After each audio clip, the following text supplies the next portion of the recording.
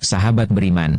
Kali ini, kita akan menyingkap salah satu kitab paling berpengaruh dalam sejarah Yahudi, yaitu Talmud, kitab yang sering disebut sebagai sumber utama hukum, etika, dan cara pandang bangsa Israel terhadap dunia luar.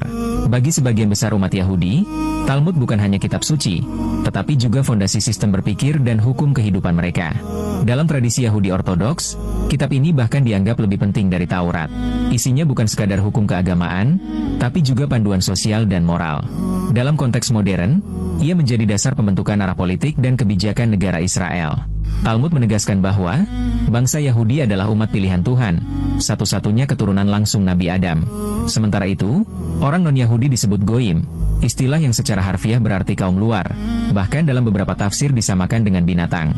Pandangan inilah yang diyakini menjadi akar dari arogansi dan kebijakan keras Israel terhadap bangsa lain, terutama terhadap rakyat Palestina. Sejumlah isi Talmud menimbulkan kontroversi, karena dinilai mendukung perlakuan tidak adil terhadap non-Yahudi. Beberapa kutipan menyebut, misalnya, bahwa orang Yahudi tidak wajib mengembalikan barang milik orang kafir, boleh menipu non-Yahudi, bahkan dibenarkan merampas harta mereka. Dalam teks Sanhedrin 57a disebut, seorang Yahudi tidak bersalah bila membunuh non-Yahudi. Ajaran-ajaran seperti ini telah lama dikritik, karena menciptakan pandangan rasis yang menganggap bangsa lain sebagai makhluk lebih rendah.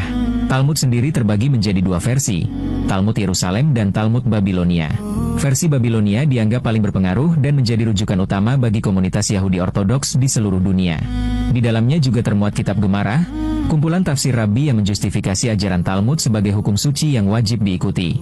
Selama berabad-abad, ajaran dalam Talmud telah membentuk mentalitas eksklusif dan perasaan bangsa pilihan yang berbeda dari umat lain. Bagi sebagian pihak, keyakinan ini berkembang menjadi ideologi politik Zionis yang membenarkan penindasan atas bangsa non-Yahudi, terutama Muslim Palestina, atas nama keunggulan spiritual dan rasial. Tak heran bila banyak pengamat menilai, kebijakan keras dan sikap arogansi Israel hari ini, tak bisa dilepaskan dari pengaruh ajaran Talmud yang menanamkan superioritas bangsa Yahudi sejak dini. Dalam pandangan Islam, semua manusia diciptakan sama di hadapan Allah. Setiap klaim tentang ras pilihan, hanyalah bentuk kesombongan yang menyesatkan. Talmud, dengan segala ajarannya yang kontroversial, menjadi cermin bagaimana sebuah teks bisa mengubah cara pandang suatu bangsa terhadap dunia, baik menuju kedamaian, maupun menuju kebencian. Semoga pembahasan ini menambah wawasan dan memperkuat iman kita. Wassalamualaikum warahmatullahi wabarakatuh.